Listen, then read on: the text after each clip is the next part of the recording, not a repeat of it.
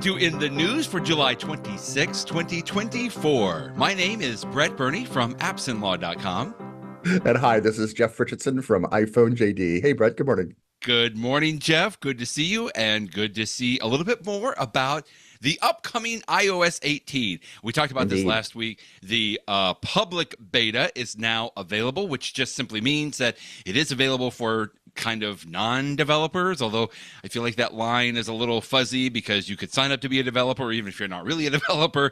Anyway, the great thing for us at least is the fact that we get more and more stories coming out about what we can expect and kind of see it in the wild, as it were, which one of the things that I anticipate will be most used and acknowledged probably by most people that maybe don't follow the news quite as much as you and I do, Jeff, is the improvements in Apple's messages or iMessages, right?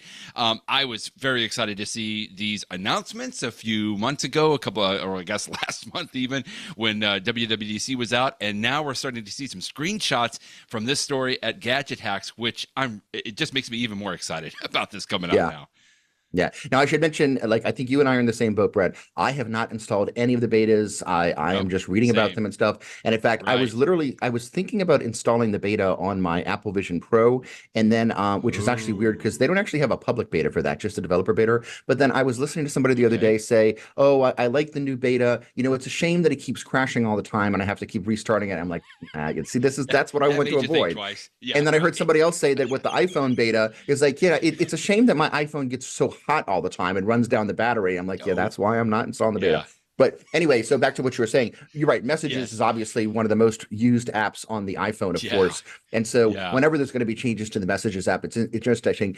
This one it has to make me laugh when I step back because, one of the changes coming to Messages that's featured in this article is the addition of things like bold, underline, italics. And I have to laugh. It's like, at some point we're going to look back and our kids are going to say, you're telling me there was a time where you could not have underline in a message? I know it's a little bizarre, right? I mean, this sounds like a 1980s technology, not a 2024 technology.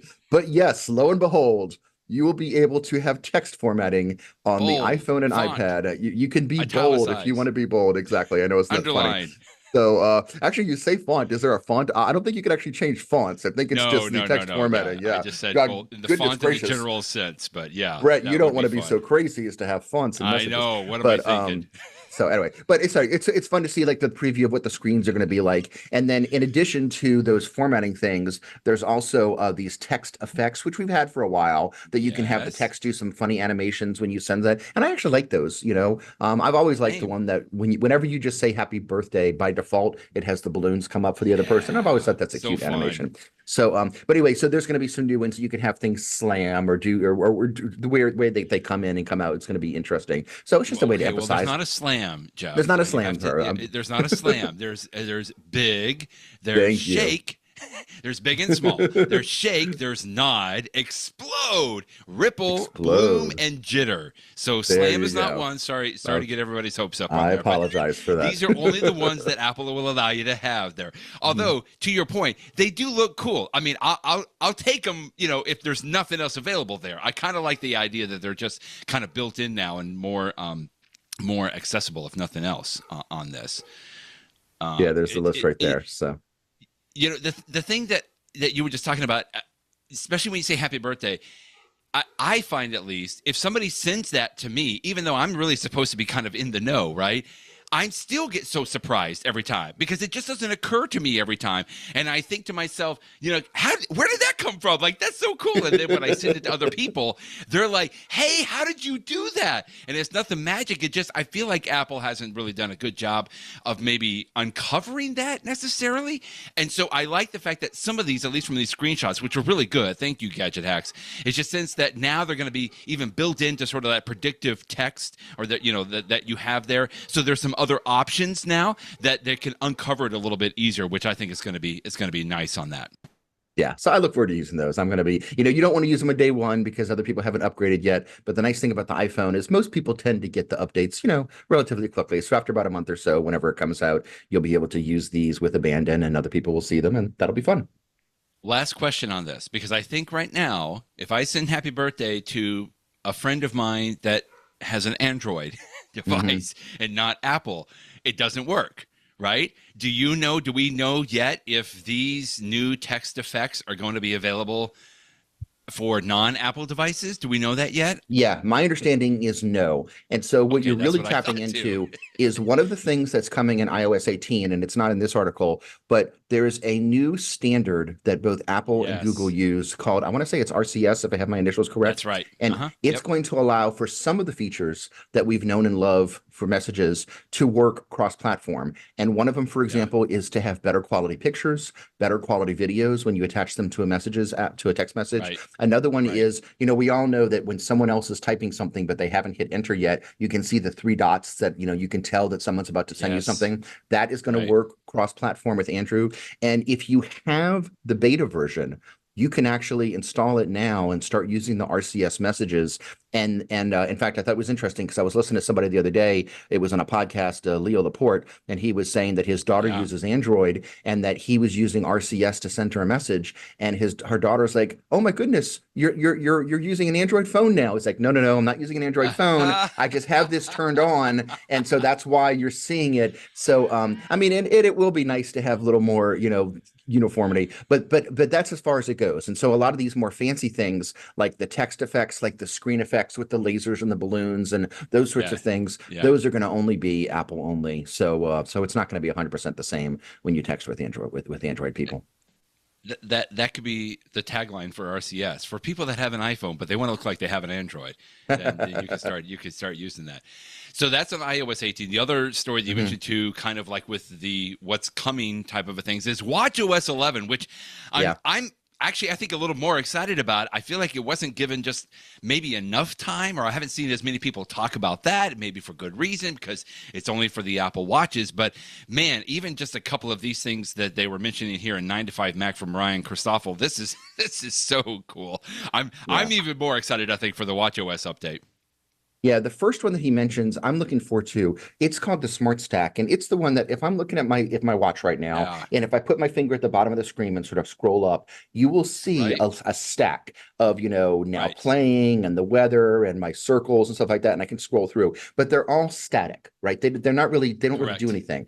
And I do use them sometimes, but in watchOS 11, they're going to be able to have interactive things. That's going to be very much like the stuff that comes down at the top of an iPhone and stuff like that. It's a live function. And everything that I've read, including this article that you're showing right now from people that have tried it, is they say that this improvement, it doesn't sound like a big thing, but this improvement to the Smart Stack makes it so much more useful that you'll actually find yourself using this feature a lot more. And so I'm looking forward to that because, again, I do use it sometimes now, don't get me wrong, but if it becomes an even more useful and friendly feature, I'm actually looking forward to that because it's such a simple gesture just to swipe up from the bottom of your watch and to get all sorts of interesting information from that. That's pretty cool. So that's one thing I'm looking for. Do you have something to say on that before I go on the other one? Yeah. Yeah, Ryan talks about in here that he goes, the Smart Stack is going to appear. Where did he say that in here? Because right now I have to swipe up, right, to get to that Smart Stack on here. But he says there's going to be live activity. So does that mean that it's going to automatically display on the face screen, or will it switch to the live activities site? You know what I'm asking there? I do know what you're asking. I really don't want to have to take my other hand and swipe up on it, right? Like, in other words, if I've got an Uber coming in, I've got the live activities, I want to just glance down at my phone and I see that live activity is progressing, right? That the Uber is getting closer, whatever the case may be. And I was trying to read between the lines here as he was saying that the Smart Stack will appear on, here it is. Your watch will default to the Smart Stack rather than your watch face if you have a timer or a stopwatch, for example. So I read that, and at first I got excited, but then the second thing is, okay, but I still want to see the time when I glance down at my watch. Like I don't know how. Well, whenever you see the Smart Stack, it also shows you the time at the top right. In fact, you can see that's true. And even right now, if I swipe up, I see my Smart Stack's at the bottom, but I still see the time at the top right. So, but you're right, Brett. I had not realized that, and I'm glad that you caught that in the article. So it's not just that I can swipe to see it, and it's got more information, but it's actually going to be in my face a little bit more on top of my watch face.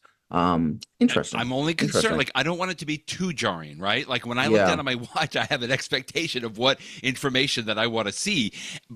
This could be great. This could be absolutely fantastic, and I'm leaning toward that because I do like the fact, because I'm the same way. I just don't go into the smart stacks all that often. But Mhm. it's like I certainly, if I'm traveling or something like that, I certainly don't have it, my hand free to be able to swipe up on there, and I kind of am interested to see how well that works with the live activity. So But obviously one that that he remains to has, be seen. one that he shows in the picture here, I think is a good example of how it might be useful. So on the picture on the right that you're showing, he has this, the one at the top of the smart stack is an Mm-hmm. Uber notification. Yeah, And what the exactly. Uber notification says is arriving now. And I know that when you have Uber or Lyft, you will have Oh, yeah. notifications on your iPhone and even your That's Apple right. Watch. But what Yeah. would be nice, I mean, that would actually be pretty cool if you're standing there on the side of the street, where is my Lyft? Where is my Uber? I could just Right. lift my watch and without having to touch anything, it will be smart enough to know that the Uber or presumably Exactly. Lyft or some other service, that's the most relevant information, and put it right there on the front without me having to actually touch anything. Yeah, I'm glad that now that you're mentioning that, Brett, I didn't To realize it, see. and now I'm even more excited about it. So very Well, cool stuff. and I'll just quickly say, with the phone, it's the live activity. So now Uber has that live activity. So Hmm. basically, at the bottom, there's a little, notification box, and I can track my Uber. It's just a line. It's not like it's going Yeah, on a but map it's or anything. nice. Yeah, But it shows me, is it 3 minutes away, 2 minutes away? I like that on my phone. But then maybe when it's arriving now, to your point that you say in the picture here, then maybe it can pop up on my watch, because sometimes I'll have hmm my phone in my pocket because I know the Uber's coming. So I've like, I'm picking up my suitcases or whatever. Anyway, hmm like I said, some of that will remain to be seen on how that goes. But I would welcome, some kind of a little bit more of a, we call it a smart stack, but really it's just AI. Like, what could pop up on that screen on my watch that could be a little bit more helpful? So, yeah. okay, we probably spent a So little too much time on that, but that's exciting. Like, I'm excited to see how that's gonna pop in and use the me smart too. stack a little bit more. So the other change that he mentions here, and I've seen other people say that it's a good change too, is Yeah. the ability to modify, to have so much more control over your activity rings and stuff like that.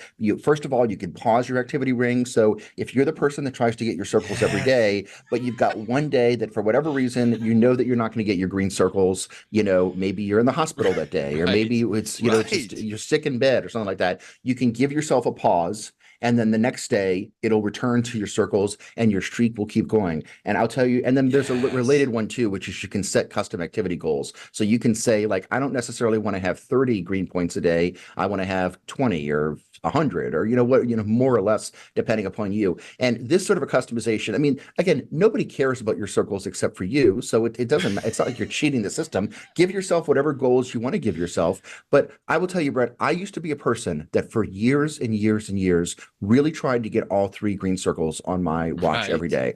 And Yeah. sometimes were harder than ever, but it often gave me that incentive of, you know what, I haven't worked out yet. I could go sit in front Yeah. of the TV and eat Cheetos, or I could get on my Right. treadmill and try to get that circle. And it would give me that For little bit 10 of a minutes. prompt. Right. And then I Right. had a surgery on my knee ankle a couple years ago, and which completely destroyed all of my Yes. my things because I could not pause it, of course. And then I've now started to get slowly back into it. And but I'm just getting back into it now. So it'll be perfect for this fall, that I'll be Good. enough into it that I'll really Good. get into this again. And I mentioned this, Brett, because you're somebody that I actually share my activity circles with. So you'll see it Yes. if you ever Same. click on the tab to see how your friend Jeff is doing, you'll see that I'm getting better on my I'll give circles you a every day. thumbs up. There you go. So I love that Apple's giving this customization. They should have done this years ago, but I guess better late than never. So My family is usually very nice if after a WWDC announcement or a Apple keynote, they're like, "Okay, what do they say? Tell us all the news." And so I'll usually give them a quick rundown. And I got to tell you, when I told my wife mhm. that Apple is finally instituting the ability to pause your rings, this was the thing she was most excited about, Jeff. She's been asking for this. She's been calling it a Sabbath. A Sabbath setting. It's the way that she's been saying. She's like, you know what? I work out like 6 days a week, but like the seventh day, like I don't want to work out, but I love I it. don't That's want, great. the way she and she'll scream at her watch. Well, not scream, but she'll yell at her watch. She's like, "No, I do not want to work out. No, I'm not gonna make it work this today." Because the Apple Watch continues to try to tell you and encourage you. It's like, you can still do it, and she's like, "No, I can't still do it. I'm not gonna do it today." But then you lose your streak. I like how and that takes away your incentive. Who is this? Ryan is talking about in here. He's like, now you can pause your rings and relax without your Apple Watch shaming you for it. So there's like no shame rings on this. So anyway, those are cool things, and I just continue to be. Oh, can I tell you a real quick story? Just because this underlies just the whole thing about the Apple Watch on the health side. I had to go have a medical procedure, nothing serious or anything, but I had to have a pre-check-in call, Jeff. Right? So I'm calling like the pre-anesthesia nurse, Sure. and she asks me, like, what is my resting heart rate? Actually, she says first, do you have an Apple Watch? And I said, well, yes, I do, in fact. And I said, why are you asking? She's like, well, can you tell me what the Apple Watch reports as your resting heart rate? And I'm like, huh. I was like, hold the phone. Hang on here. Wait a minute. So you're telling me I'm having a pre-check-in at my hospital, and I can do this over the phone because it was a remote call, right? Mm-hmm. And you're taking the resting heart rate from my Apple Watch as like what you're going to put into the record. And she's like, oh yeah. She's like, if we have a Fitbit or an Apple Watch, that's what we do now. And it just blew my mind, Jeff, because we talk about this so much that now today, when you have kind of a pre-check, if I was in the office, what would they do? They would, take my pulse, right? They would listen to it. And obviously she had a backup plan on there, but that just to me, just kind of, added an extra layer from this whole Apple Watch as a health, as a health product, Apple becoming a health company. It's like if professional medical professionals are using this as at least a standard, right? That's amazing. And then I remember when I went into the procedure. Yeah, everybody was wearing an Apple Watch. Like all of the doctors, all the nurses, they all have Apple Watches because that's what they wear today. It struck me, Brett, that it makes sense that you would do that because if you think about it, if you didn't have the Apple Watch and they just took your heart rate when you were sitting there in the appointment room, you might be nervous about a procedure. Yes, it's so that it wouldn't be true. Whereas your Apple Watch, it should really know what your resting heart rate is because it's on you all the time. It's got so much more data. Right. So yeah, interesting. Very interesting. Okay, I just had to share that because I thought that was fun. Cool story. Yeah. Okay, so here's possibly another excellent update for iOS 18 for your iPad or your iPhone. If you ever really wanted to run Windows XP on your iPhone or iPad, well, thank goodness today is your day. Here is a new this is like an app, right, that emulates Windows, but I guess it actually really installs an entire Windows XP environment on your iPad or iPhone. That's crazy. So here's the deal. Apple very recently allowed emulator apps on the iPad and the iPhone. Now, just because you install the emulator app, that doesn't mean that it actually has the operating system in it. So you download the emulator app, and then if you wanted to pretend to be a Nintendo, Game Boy or something like that, you need to find a Nintendo. Actually, that's true. I guess it has the emulator in it, but it doesn't have the games in it. So those you need to find online. Right. But as I understand this emulator called UTM, I don't think that it has Windows built into it. I still think you need to find a version of Windows to install, if I understand correctly. But once you find that version of Windows from wherever one finds, those things lying on the back of a truck somewhere, you can then install Windows XP onto your iPad and your iPhone. And it takes a long time. As the person here, he says it took him 2 hours to install it once he did it. But once you get it done, you will then be running Windows XP in emulation on an iPad. And although it's slow, the author of this article points out that, way back in the day when he was using Windows XP on a 286 or 386 machine, whatever those old PCs were, it probably was that slow back then. So it's probably real speed. What struck me as interesting is when Apple changed its policy this year to allow emulators, I thought that Yeah. Apple said it was Yeah. only for old game consoles. I did not realize that they would Right. also allow it for a computing system, like Windows XP Right. or Right. Next or Open, whatever these old operating systems of the day. And maybe the way he's getting around it is because you're installing Windows XP for the purpose of playing, I don't know, what the mind Minesweeper is aim what he's Minesweeper, one of those sorts of things that was a game part of Windows XP. So maybe it's sort of technical in that way. So one other thing I'll mention is that these emulators, there's a way for these emulators to run more quickly if they download, and this is where I'm getting to the end of my it's like a just-in-time compiler or something like that, That's that right. you That's can, what he in calls it. Right. theory, Yeah. put something in these emulators that would allow them to go faster, and Apple's not letting people do that. So theoretically, it would be possible to run a Windows emulator on the iPad that would be much, much, much faster, but it would involve installing software that at this point Apple is not letting you do because it doesn't want you to run alternative, Yeah. to truly run alternative operating systems. But as long as you don't mind it going slower, then you can do it. So, why would one do this other than for giggles? I don't know, Yeah. but in Yeah. theory, you could I'm install just gonna Windows XP. guess, Yeah. dear listeners, I don't know if anybody actually has enough time to do this. Although this story is great, just to read it from Wes Davis from The Verge, and he's got a little TikTok video here that's Uh-huh. hilarious on him, like, why would anybody want to do that? But hey, if it's something, if you need a weekend project, there you go. You're welcome. Yeah. I'm Well, done. frankly, when I'm looking at your background right now, Brett, which is the Windows Yes, XP I know. background, when there I is a had to certain pull it degree of out. nostalgia. I remember I coming into know. work every day and seeing that on my screen. So I guess in a certain degree, you're bringing back. I don't know if it's happy nostalgia or if you're triggering bad memories from the past, but either one. Let's go to what we could possibly see from the new iPhone. We'll Yeah. go from Windows XP to maybe possibly the new iPhone 17, whatever it's going to be called. Hmm. Neat article here on 9 to 5 Mac from Ben Lovejoy on what could possibly be changing maybe from the camera aspect of the iPhone. I didn't get a chance to delve too deep into this article, but just skimming it was really, really interesting.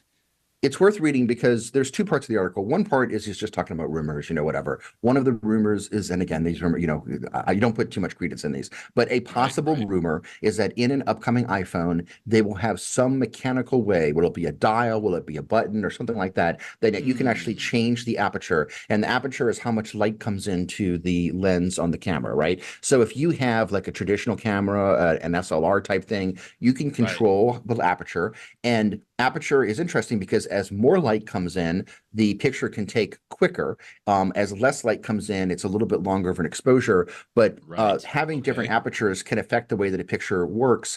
And if you're really into this bokeh effect, or an object that, one object in the screen is in focus and the things that are behind it or in front of it are out of focus, adjusting the aperture is a way to get there. So traditionally, because and this is what I like about the article, he does a great job of explaining what I'm going to summarize just super quickly, which is that traditionally the phone apertures used to be, and still are, as big as possible because the optics are so tiny in these phones, and light is so important to taking a good picture that they just need to they don't have the luxury of letting in a little bit of light. They need to let in as much light as possible, and then they have these other things that they try to do to come up with the best picture. So when you use on an iPhone right now the fake bokeh effect, which is called, what is it called? It's got a name to it, where it sort of it blurs things to sort of make it look like it's a professional SLR. Portrait mode? Yeah, exactly. Portrait mode. Exactly. Yeah. It will do it fake, which means that it blurs the background. But sometimes if you look really, really close, like if somebody's hand's in a picture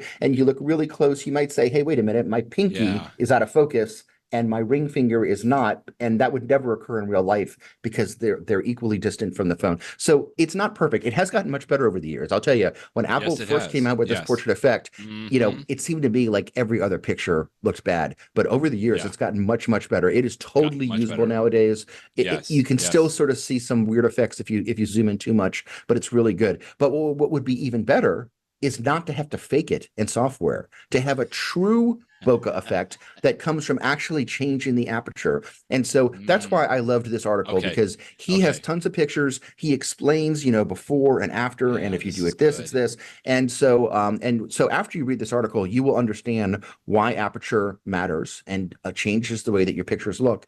And after reading it, now it has me excited. I hope that Apple does come up with some Yeah. way. The camera feature on the iPhone, much like the messages feature we talked about earlier, is really so popular. So many people Sure. Of use their course. iPhone as their camera, that I always love it when Apple comes up with ways to make it better. And I realize that Apple wants to have the iPhone as simple as possible. They're reducing buttons, not necessarily adding buttons over time. But if they were to come up with a way to add some sort of a control for aperture, I, for one, would love it, because I think it would be Yeah. neat that you could, create very special pictures depending upon what you're looking for. It's sort of a professional high-end feature. It's almost surprising to see it in a consumer device, but maybe we'll see. We'll see.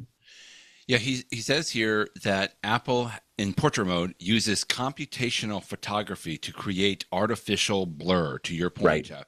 Now, so quickly, can I just add, does this mean that for on the cameras on the phone, is there going to be some kind of like a mechanical zoom out and zoom in kind of a thing? Like, could there possibly It's be? Well, we don't know, but I don't think it's going Okay, to well, be of zoom course. out or in, but I think it would be open bigger or smaller. Oh, An internal. aperture Like, internal. okay, So like okay. it would either be a Yeah, yeah, tiny yeah, little yeah. dot, or it would expand to have bigger. So it would Okay, control how okay, much light comes in. And by controlling how much light comes in, that would change the way the picture looks. But again, the reason this is okay. dangerous is so little light comes into a phone anyway, that if you were to Right, make the aperture right. small, my concern would be it would only work when you're outside on the brightest of days. If you have a Right, small right. aperture and you're inside a house with, just regular overhead lighting, it seems like everything's going to be very blurry and grainy. But maybe Apple's found a way Interesting. around that. We'll see. I I would put my confidence in that. I mean, if there's one thing that Yeah. Apple I think has done over the years, they have put so much time and resources and effort into the cameras because, just like you said, they know this is one of the most used things on the. I mean, we've said this before. This is really a camera that can make phone calls in a way, Yeah. in a Yeah. sense, and like they're going to continue to put some of that in there, which I think I've heard is I've heard good. the numbers over the years, Brett. I think that they've got, not just hundreds. I think it's like thousands of people that work on the iPhone at Apple. I mean, some Oh, I'm huge number. And positive. so Yeah. that in a lab somewhere, somebody has come up with every possible variation of things you can do. And some, maybe some of the crazy things. I mean, at one point we would have thought that it was crazy to have, on my phone, three different, I lenses know. on the phone would seem Exactly. crazy. Like, what do you write? And yet What are you doing? and some of the other competitors on the Android side have even more than three. They'll have four or five, big ones, small ones. So Well, they need to take some of those thousands of employees and put them on creating content for the Vision Pro. But like they're just coming out too slowly. I know this is one of your big complaints. It's like more content, more content, more content. Well, hey, how about another environment? Just yeah, one. just It's this one. Lake Vrangla, what in Norway? Is that right? Mm, I guess this isn't a movie. Like I know last time we talked about the balloons in Turkey, right? But this is one of these. I mean, obviously, I haven't done the Vision Pro yet, but I feel like it's like a meditative environment that you can work within. Is that yeah. accurate? Yes. So you have Okay. a handful of environments that you can use just to be, where are you when you use the Vision Pro, or you can turn them off completely and just see your outside world. And I got to tell you, Brett, Gotcha. 95% of the Okay. time I use my Vision Pro, I have environments turned off because I actually Off. want to see the Okay. world Yeah. around me. You want If to see I'm in it, my right? house Right. and, somebody else in my house walks by, I want to see them out of the corner of my eye. I don't want to wait. Now, even if you're in an environment, if they get really close to you, it will show through. But Right. if you, on the other hand, if you like to sort of transport yourself to another place, I'm going to have a very zen work session by closing out the outside world and just see the windows that I Mm-hmm. have placed. Well, then you can have these environments, and some of them are pretty cool. And so Apple has a new beach environment that's coming in Vision OS 2 this fall. But even on the current version of Vision OS, Aurora. they released Yeah. this new one. And so I took a look at it last night. I mean, you're sitting right next to a lake, and you're sort of in woods behind you. It's very tranquil. Looks Although foggy.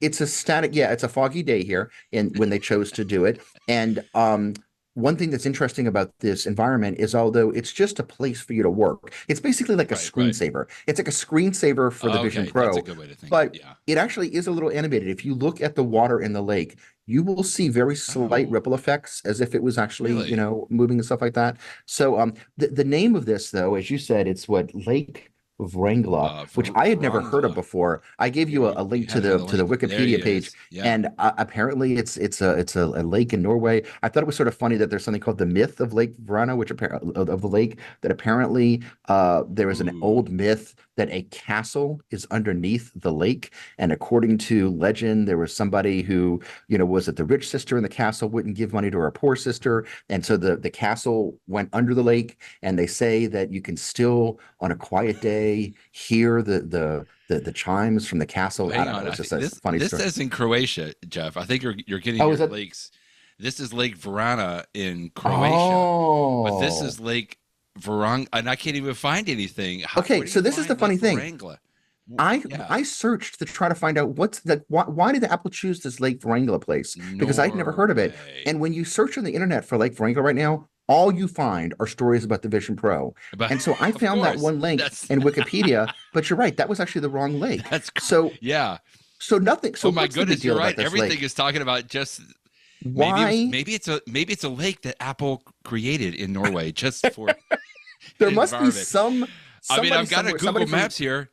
Ooh, maybe we'll yes. do on Apple Maps because we're going to talk about Apple Maps here in just a minute. Okay, But sure so enough, now here is in Lake. Wow, it's like right. Looks like a little bit of somebody from Norway northwest of has got to tell me Drammen. why is this an important lake? Please, Yeah, you're right. There is no Wikipedia page on Vrangla. That's Verangla. why I pulled up It's that other one. That west was of that was the wrong Oslo. one. It looks like so. It's Ugh. west. It's west of Oslo. Oh my goodness! It's like right in Maybe the somebody at Apple has like a summer house there or something, and it's like, hey, I'm gonna take a picture of my backyard and make it famous by putting it in the Vision Pro. I have no idea why they This picked is it cool, then. but you're right. It's like weird. Like even just a general Google search that I'm doing here, I can't You really can't find. find anything about it. I don't know. I can't find much on there. Which, like I said, that's maybe we'll be able to find it on Apple Maps. If we could get on the web. Nice This is a transition great there. story. Thank you. 9 to 5 Mac. That Apple Map is launching on the web in a new public beta. And at first, I would think most people that are maybe not, Mac aficionados would be like, "What? Like Apple Maps launching on the web?" But it is true. My default, anytime that I want to find like a city or if I'm going to fly somewhere or travel somewhere, I open up a web browser, Jeff, and I go to maps.google.com. Like that's just my default. That's where I go. If I'm on a Mac and I try to like find some kind of a location or so, or frankly, what happens usually is that I click a link maybe from well, not a Google search, but if I'm just somewhere that there's an address, it'll sometimes open up my Apple Maps. But Apple Maps is a separate app on the Mac. Like it always has to open up like a whole other app on there. And frankly, I just don't want that. Now we're used to that on Mhm. the iPhone and the iPad, no problem. Google Maps is also an app as well. But I got really excited about this. Is like finally I would assume I can go to maps.apple.com and look at Apple Maps in a web browser as opposed to a separate app. I'm not opposed to the separate app. It's another step. And it's like, I just want to open up another tab in my browser most of the time. So I'm glad finally that after all these years that Apple Maps may be coming, that you can actually look at it in a web browser. That'll be good. Yeah, it's not actually, it's not the first time we've seen Apple Maps on the web because I have to say, Okay. and I'm doing a search. A couple, there's a search service called Ooh. Oh, here it is. I DuckDuckGo, can get in. Yeah, go ahead. Sorry. and years ago, DuckDuckGo, which of course is sort of competitor to Google, right? It's another way to search for things on the internet. They didn't have a built-in map program like Google did. And so they teamed up. Yeah, I'm seeing an old article from the year 2020 that they teamed up with Apple to offer a version of Apple Maps within DuckDuckGo. And so that's Oh, been around for a while. But so this will be, and it's still in the beta form, and you're showing it right now. This will be a way to use I Google Maps in am. a to use Apple Maps in a web browser just the same way you would always use Google Maps. So it wouldn't have to be part of the DuckDuckGo system. It's the full Apple Maps experience, and it really is the full experience too. I like that you're using it for Franklin. That's funny, I but know. I find the it's it's the full experience, even to the point of how there's this thing that you can like. if you're in like a city in the Apple Maps app, in addition to just using it as a map, you can get like guides and like all these extra informations about, what do I do for a weekend in Denver or something like that. That stuff's also built into the website as well. So it's it's not just a map. It looks like it's got just about all the features of the true version of Maps. It doesn't work in every browser. It does not work, for example, on Safari on an iPhone or an iPad, but actually, I think maybe it does on the iPad, but not the iPhone. But then again, there's no reason to want to use Apple Maps in a browser on an iPhone. Well, you should just use the Maps app. Jeff. And even on a PC, because I often use Firefox as my web browser on the PC that I use for work, and it doesn't work in Firefox, but it does work on a PC in Chrome and in Microsoft, what is it, Microsoft Edge. So, but again, it's still in a beta version. Eventually, it'll come out. Google Maps is so good, and so many of you have used it for so long that I'm sure people will still just continue to use Google Maps by default on a web browser. But it's nice to have an alternative. And, as you and I have discussed in the past, Apple Maps is a good alternative to Google. There are some things it does better. There was a time way back when Apple Maps was laughable compared to Google Maps, but it's definitely, much better nowadays. So, yeah, I got to tell you, I mean, I've seen this on the iPhone. That's typically where I'm going to bring up Maps, the vast majority of the time. I like, well, I guess if I oversimplify it a little bit, I like the accuracy of Google Maps, and that's usually what I turn to.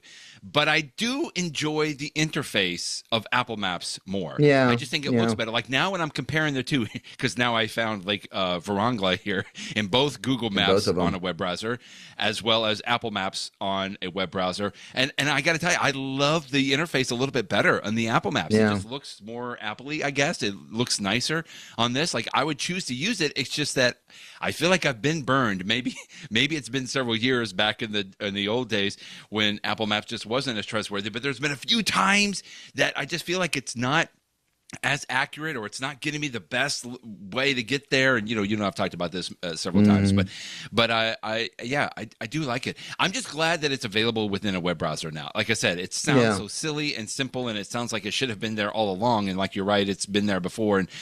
But anyway, it's just nice that it's that easy today.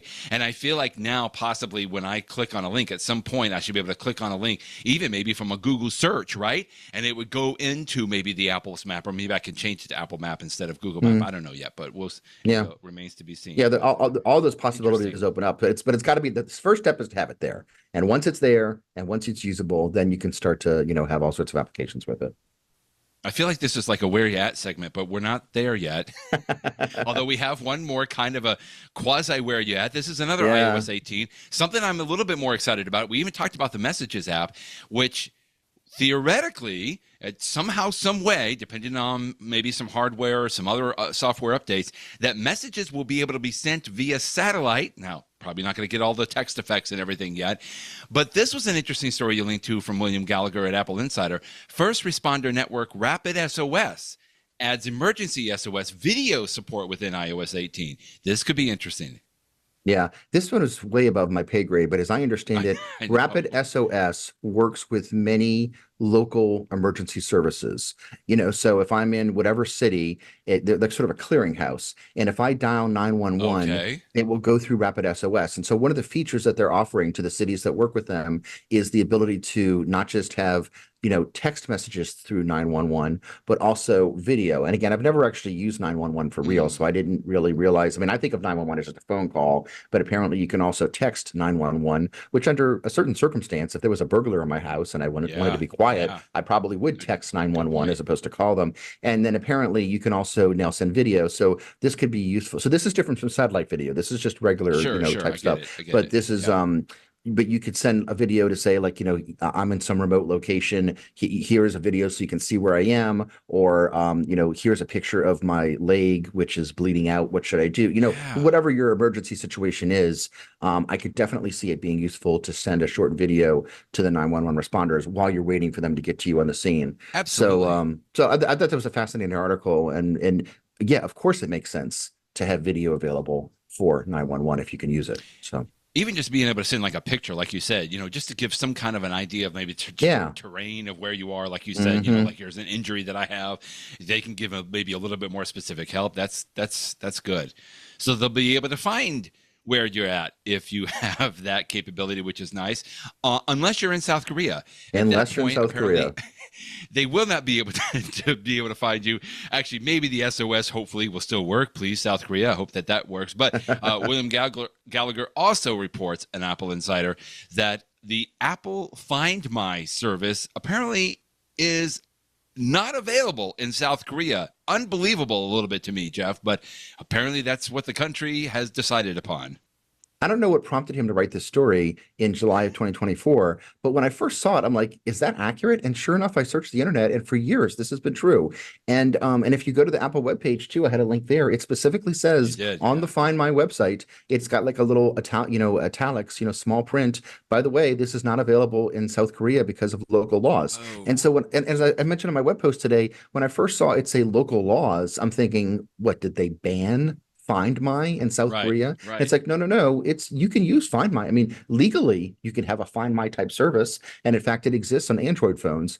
But apparently, South Korea has some law that could be interpreted to say that if you do offer a service like this, that the provider needs to maintain the data for like 6 months. And so suddenly that means, oh, wait a minute, Apple's thinking, so you're telling me that the South Korean government can come to us and say, please tell me where Brett Burney was located at 4 p.m. on the night of March 26th. And you'd have to tell them. And I think Apple's like, you know what? That's too much of an invasion of privacy. We will just turn the feature off completely rather than have that privacy nightmare. So, for a company like Apple that likes to talk about privacy, it's, nice that they're putting their money where their mouth is, and they are disabling a feature rather than. And I would, maybe for people that are in South Korea, maybe eventually they'll change the law.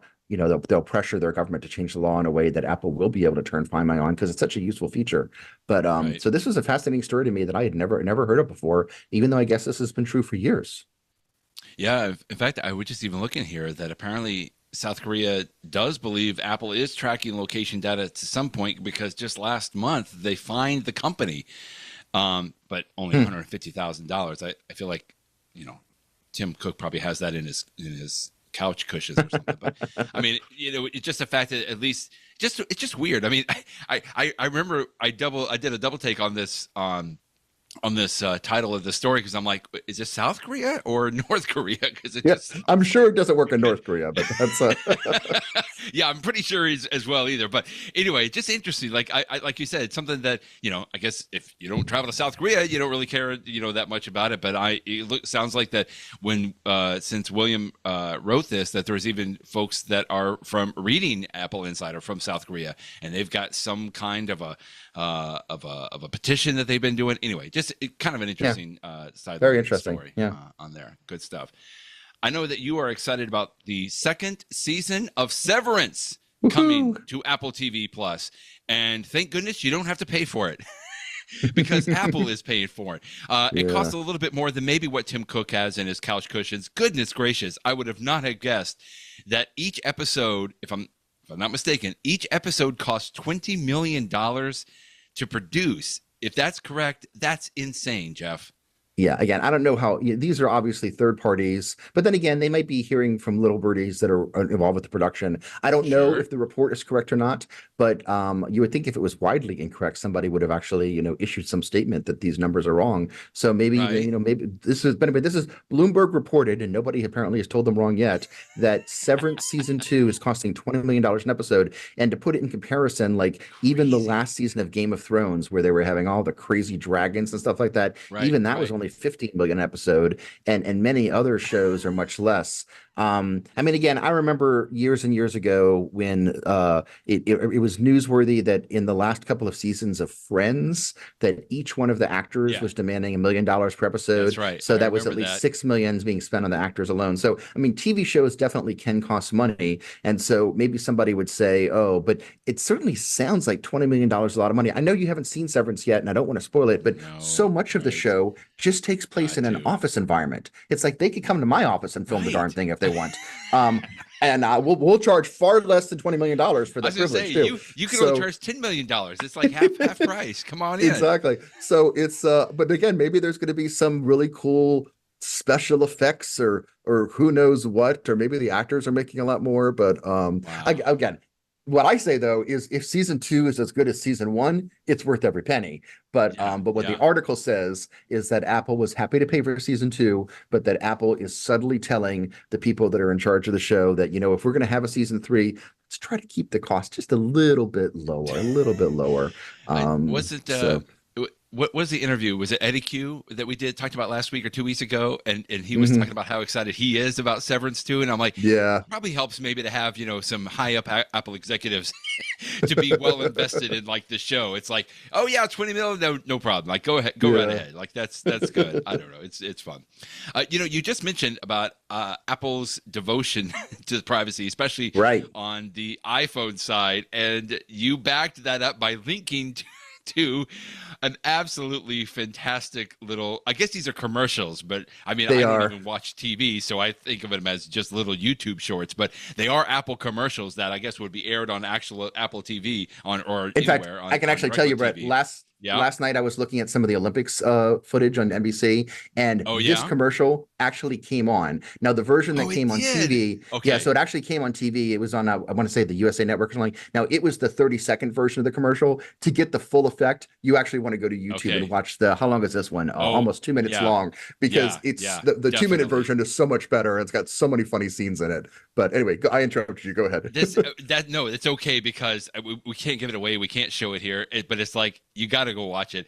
I found, I mean, the name of it is Privacy on iPhone. So that gives you an idea. But how people are tracking you. And I loved it, from the beginning. These are things that I'm looking at, right? Here's just a screenshot of the video where it's obviously a non-iPhone, even though it kind of looks like an iPhone in the screen itself. But the idea is that these are people that are not using iPhone. So theoretically, I guess they should be using Android devices or so, but it doesn't even look like an Android device. I mean, it's weird, kind of an amalgamation, something generic, I guess is a better way to put it. But anyway, you just got to watch it the whole way through because it's fun. When people do use an iPhone, then they can overcome the Alfred Hitchcock nightmare. We'll just leave it at that. Very good. Great All video. Right, in the know. Bravo to the people that did this. Yeah, in the know. No kidding. In the know. Okay, because of the that privacy on the iPhone really has to hone in. It's focusing on the Safari browser on the iPhone. I just wanted to bring up a quick little tip that I loved. It was was it last year with iOS 17 where they did some major changes? Maybe it's been 2 years. They did major changes to the Safari browser, right? Like the tab started going to the bottom. I remember we talked about this for a long time, and I've gotten to the point where I'm really happy with the way everything kind of has come around. Like I'm almost gotten used to it now. But here's the thing. I love using tabs on my Safari browser. So, at any one time that I go into my Safari browser on my iPhone, and this is really for the iPhone right now.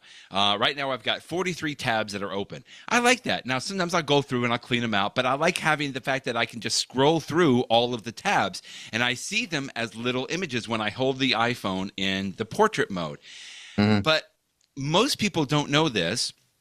If I turn my phone into landscape mode, instead of those tabs being like little cards, it now looks like my browser on a Mac or a Windows computer, and the tabs show up at the top in my browser. So you're right. I can scroll through the tabs, and I just love that little tip on there. I don't use it all the time, but it is something that every once in a while it's like I want to find a tab and I want to scroll through them. I just love being able to swap back and forth. Now, if yours doesn't do it. I know yours, it sounds like, Jeff, you do it. But if yours doesn't do it, if you go into settings, in fact, this is where I was showing this screen on the screen here. Go into your settings, go down and find Safari. And if you go into the Safari settings, if you scroll down a little bit, you'll see there's a little section in the settings for tabs.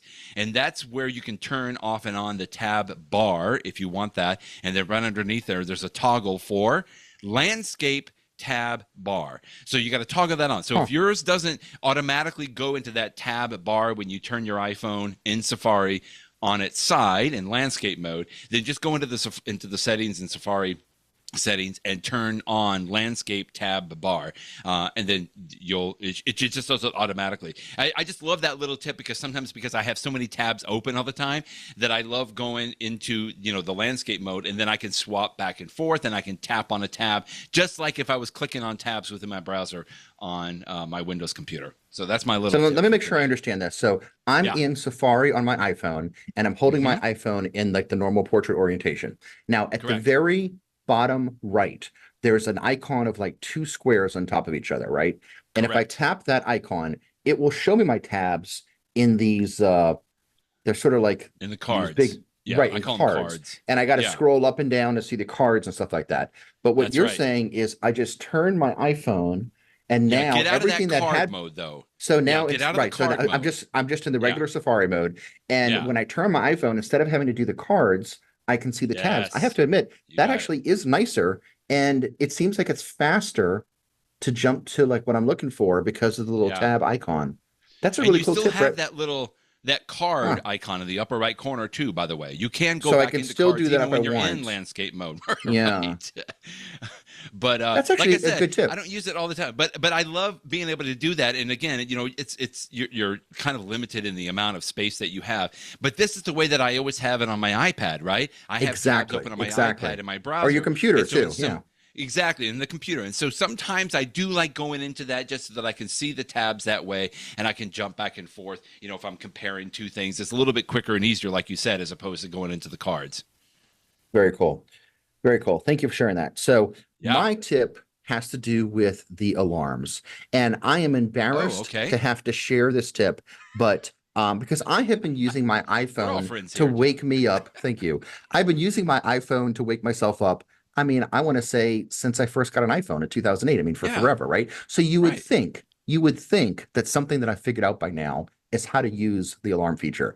And yet I have actually had two occasions this week, Brett, where I had problems. Earlier this week, my wife walked into the bedroom in the morning and she's like, Jeff, shouldn't you have woken up by now? And I'm like, oh my goodness, I slept through my alarm. I never sleep through alarms. How did that even happen? So the whole day I was discombobulated because I'm like, how did I not? I mean, I'm just not the sort of person you're more upset about the fact you slept through it, right? That's, I know, it busts your rest of the day. Fast forward to this morning, Brett. This morning, my alarm was supposed to go off at whatever time, 7 o'clock or something. And then around this morning, I sort of wake up and it's about 7:05.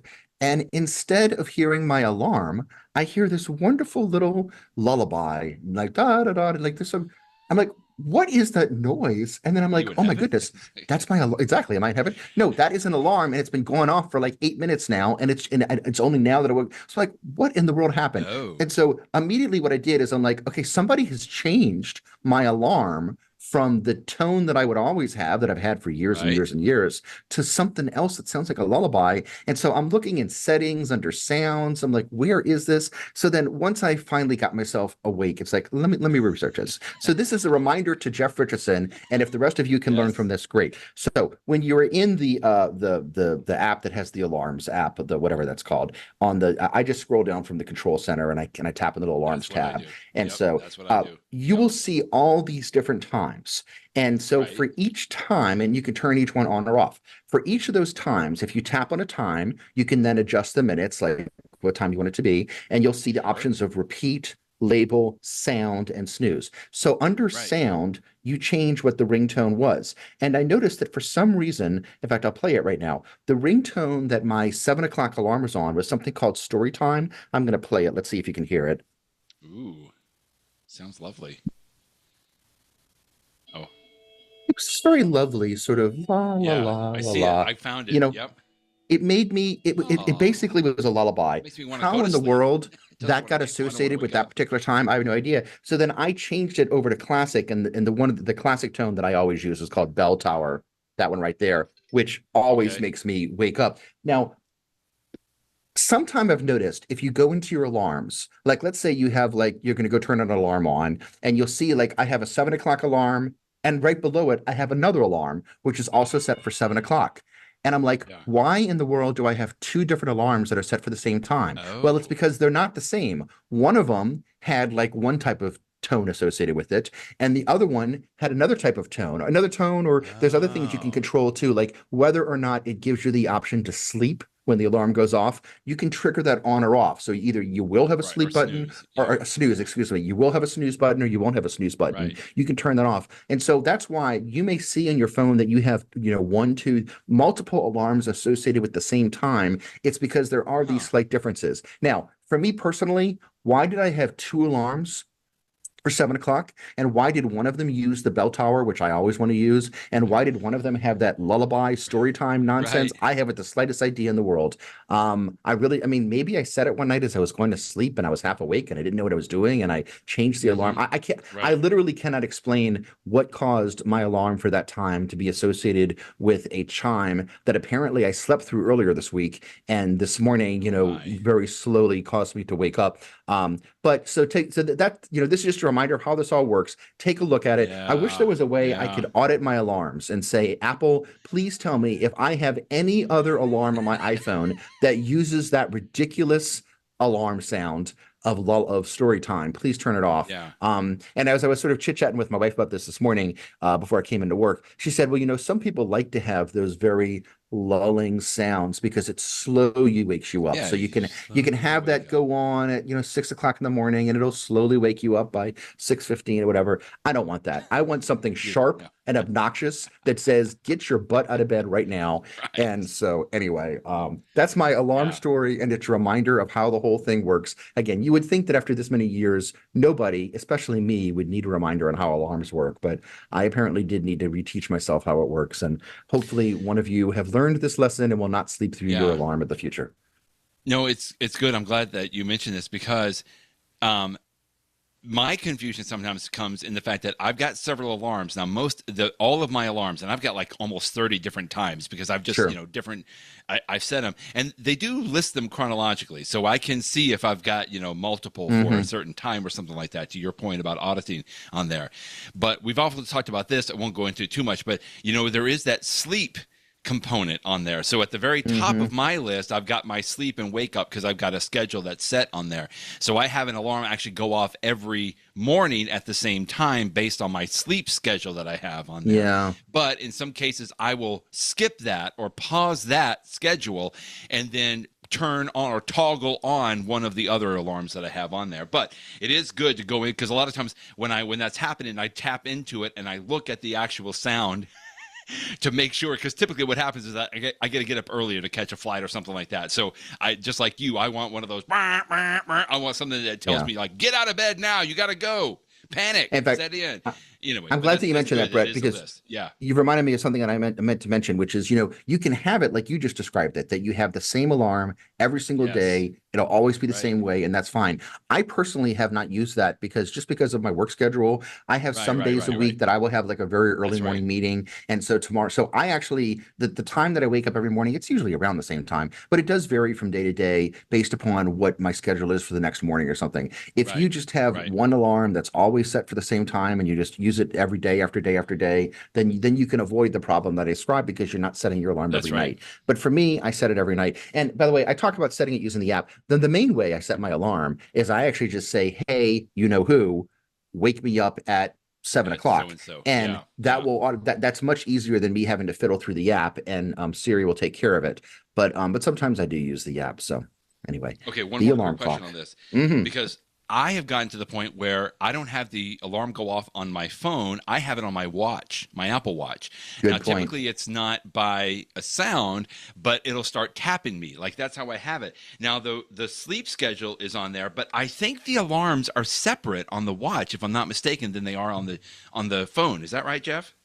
Well, I'm not sure if I think you might. It's been a while since I did it. I don't wear my watch to bed every night, although I do want to change that. That's right. Starting this fall, that's supposed to be, Apple is going to encourage people with the new, We'll come and in back fact, to that. right now with my battery power, if I wear my watch at night, it's going to be dead in the morning and I have to charge it and stuff. Right.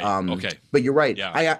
But I have done that feature that you're talking about, Brett, in the past, where when I had a watch that was a little bit newer, I've never had, one with a huge battery like you with your Apple Watch Ultra. But it is nice to wear an Apple Watch overnight. And I actually do prefer, like, if it would be up to me, rather than have an obnoxious bell tower alarm sound, I would actually prefer to have my Apple Watch wake me up because, like you say, it doesn't necessarily even need to make a sound, which is nice if you're trying to wake up earlier than someone you're sharing a bed with. Right, right. It can just tap on your wrist. And I have found that that tap is more than, for me at least, it's more than strong enough to wake me up. Yes, and it's actually sort of a pleasant way to wake up because it's sort of like a friend just sort of like, hey, hey, Jeff, just tapping on you. Hello, Go ahead, hey, time to wake up. Yeah, hello.